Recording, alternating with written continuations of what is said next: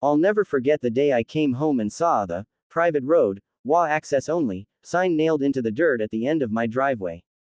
My driveway. My road. The one my father carved into this land 50 years ago with his own hands in a rented bulldozer.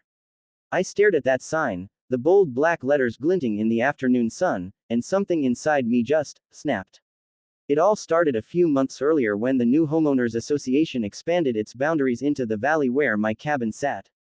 Their shiny new subdivision, Whispering Pines Estates, was built right on the ridge above me, and the only way in or out was a winding, mile-long dirt road that cut across my property. My property. For decades, I'd let the old hiking trail serve as a shared path for deliveries or emergency vehicles. But the HOA decided to upgrade it without asking. When I came back from a week-long fishing trip, I found asphalt laid over the dirt, a shiny gate with their logo at the entrance, and security cameras bolted into my fence posts. My old wooden mailbox had been replaced with a uniform steel one marked, Community Mail Hub. They had literally paved over my land and declared it theirs. I drove up to the gate, but a guard in a neon vest stopped me. "Sir, this is private HOA property.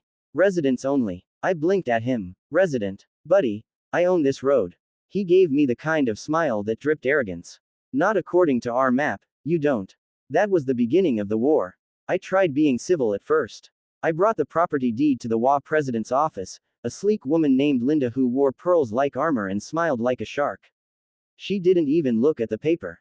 "Mr. Holt," she said sweetly, "the board voted to annex this road for community improvement. You'll still have access, of course, but you'll need to pay the $1,200 annual maintenance fee." I laughed. She didn't. "You're charging me," I said slowly, "to use the road I built." She folded her hands. "That's how community progress works.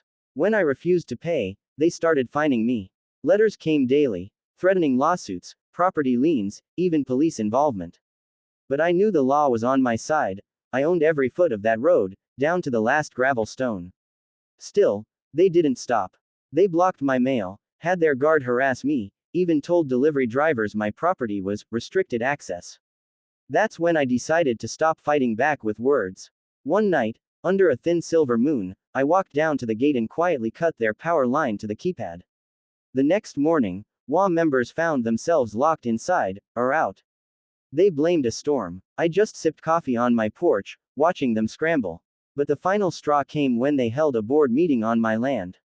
They parked their gleaming SUVs and luxury sedans all along my road, right up to the cabin fence line. I counted 27 cars in total. It was like a parade of entitlement. Linda herself was among them, standing near the front with a clipboard and that same smug smile. "We're voting today to fully integrate the road," she announced to the group. "As of this afternoon, it will officially be HOA property." The arrogance made my blood boil. They had paved it, claimed it, and now they were legalizing the theft, all while parked on my soil. That's when I decided to teach them a lesson they'd never forget. See, my father didn't just build that road. He built the entire drainage system beneath it, a network of deep culverts and trenches designed to handle flash floods. I knew every inch of it. I also knew that beneath the lower curve, there was an old tractor access route that could be reopened if I removed a few barriers. So the next day, while the HOA board was busy patting themselves on the back, I got to work. I rented a few industrial tow trucks under my construction company's name and brought in a handful of friends who owed me favors. We started at sunrise and finished by dusk. Every car on that road was gently towed, not damaged, not vandalized, but carefully relocated. When the HOA members returned to find their vehicles missing, panic erupted. I watched from my porch as they yelled, called the police, and waved their arms like frightened pigeons. An officer showed up later that evening. "Mr. Holt," he said, "the HOA is claiming you stole their cars." I handed him a folder, copies of my deed, a county survey map, and a stack of photos showing each car parked illegally on private property. "They weren't stolen," I said calmly. "They were trespassing. I had them towed to the public lot 2 miles north. Here are the receipts." The officer flipped through the papers, then looked up with a smirk. "You're in the clear, sir." When word got around that every HOA member had to pay a $250 impound fee to retrieve their vehicles, the entire neighborhood turned on Linda. She tried to call an emergency board meeting the next morning, but couldn't, because the gate access system had mysteriously gone offline again. By the end of the week, the county registrar confirmed the road was still under my private ownership. The HOA had no legal authority to claim it, and their so-called annexation paperwork was nullified. Linda resigned shortly after, citing stress-related issues. But I didn't stop there. With the county's blessing, I placed new signs at the road's entrance, private road, owner access only. Beneath that, in smaller letters, trespassers will be towed. The new HOA president, a humble man named Carl, came down to my cabin one morning. "Mr. Holt," he said, removing his hat, "I just want to apologize. We overstepped. You've got every right to this road." I studied him for a moment.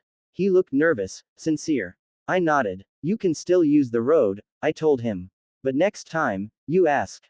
He smiled in relief. "That's fair. Now, sometimes I still drive that road at sunset, the same stretch my father built with sweat and love. The asphalt's cracked from their rushed paving job, but the spirit of the place remains the same, free, wild, and mine. And if you drive up Whispering Pines these days, you'll still hear stories about the old man of the valley, who made an entire HOA vanish their cars overnight. But to me, it wasn't revenge. It was a reminder that respect can't be paved over, and ownership means more than a piece of paper. It means knowing what you've built, and never letting anyone take it without asking."